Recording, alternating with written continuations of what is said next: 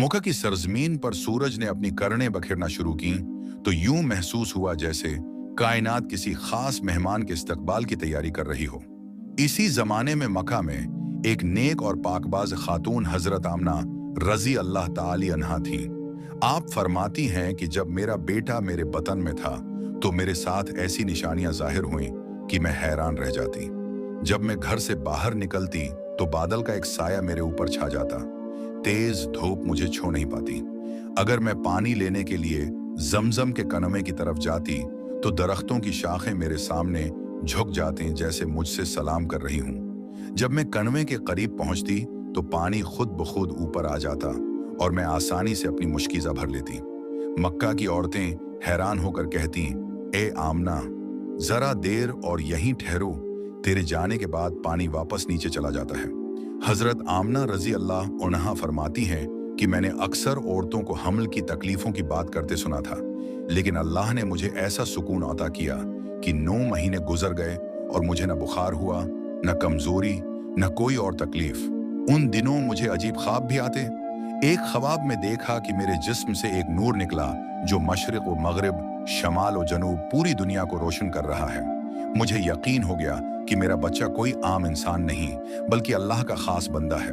इधर हजरत अब्दुल्ला के विसाल के बाद हजरत अब्दुल मुत्तलब काबा के पर्दे को पकड़कर रात दिन दुआ करते कि या अल्लाह मेरे बेटे अब्दुल्ला की नस्ल बाकी रख, आने वाले बच्चे की हिफाजत फरमा।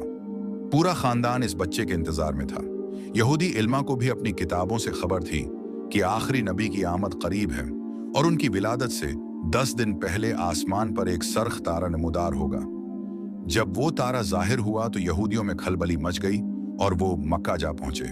तहकीक के बाद उन्हें खबर मिली कि हजरत अब्दुल मुत्तलब के घर एक यतीम बच्चा पैदा होने वाला है।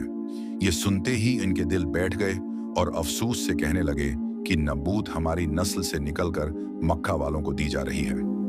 वक्त गुजरता रहा, यहाँ तक कि वो मुबारक घड़ी आन पहुंची जिसका इंतजार जमीन व आसमान, चरंद परंद और फरिश्ते भी कर रहे थे।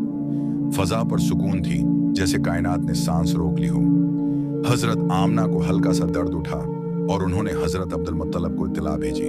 अब्दुल मुत्तलब ने मोहल्ले की नेक सीरत दाई हजरत शफा को बुलाया।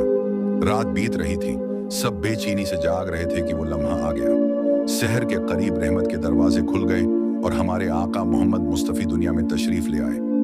हजरत आमना फरमाती हैं कि इस रात हमारे घर गुर्बत का ये आलम था कि चिराग जलाने को भी तेल न था, मगर इसी अंधेरे में वो बच्चा पैदा हुआ जो दुनिया के लिए रोशनी और हदायत बनकर आया। दाई शफा कहती हैं कि मैंने ऐसी विलादत कभी नहीं देखी। आपकी नाफ कट्टी हुई थी, जिस्म पर कोई मैल न था और आप मखतून पैदा हुए। पैदाइश के फौरन बाद आपने क्रोट ली और सजदे में गिर गए। 15 मिनट तक सजदे में रहे, फिर आसमान की तरफ देखा और अपनी अंगली उठाकर गविया ऐलान किया कि इस कायनात का खालिक सिर्फ एक है, अल्लाह रब्बुल इज्जत। इसी लम्हे आसमान के तारे झुकने लगे। एक नूरानी बादल कमरे में दाखिल हुआ। फरिश्ते आए और जब्राइल अलैहिस्सलाम को हुक्म हुआ कि इस बच्चे को दुनिया का चक्कर करवाओ और अनबिया की खूबियां अता करो। कुछ देर बाद वो बादल वापस चला गया और बच्चा दोबारा माँ की गोद में मुस्कुरा रहा था। दाई शफा ने खुशखबरी अब्दुल मुत्तलब को सुनाई। वो खुशी से बेकरार हो गए, फौरन काबा की तरफ दौड़ पड़े और अपने पोते को गोद में लेकर दुआ की, या अल्लाह मेरे पोते को सलामत रख, उसे लंबी उम्र दे और बड़ा मकाम अता फरमा। फिर ऐलान किया कि मैं अपने पोते का नाम मोहम्मद रखता हूँ। लोग हैरान हुए कि ऐसा नाम पहले कभी ना सुना था, मगर अब्दुल मुत्तलब ने कहा, एक दिन यही नाम दुनिया भर में मोहब्बत से लिया जाएगा। बचपन ही से अजीब निशानियां जाहिर होने लगी। हजरत अब्बास रजी अल्लाह अन्हु फरमाते हैं कि एक रात मैंने देखा आप 2 महीने के थे, रो रहे थे, फिर अचानक आसमान की तरफ देखा और मुस्कुरा दिए। मैंने देखा कि चांद आपकी अंगली के इशारे पर हरकत कर रहा है। तब मुझे यकीन हो गया कि आप कोई आम बच्चा नहीं।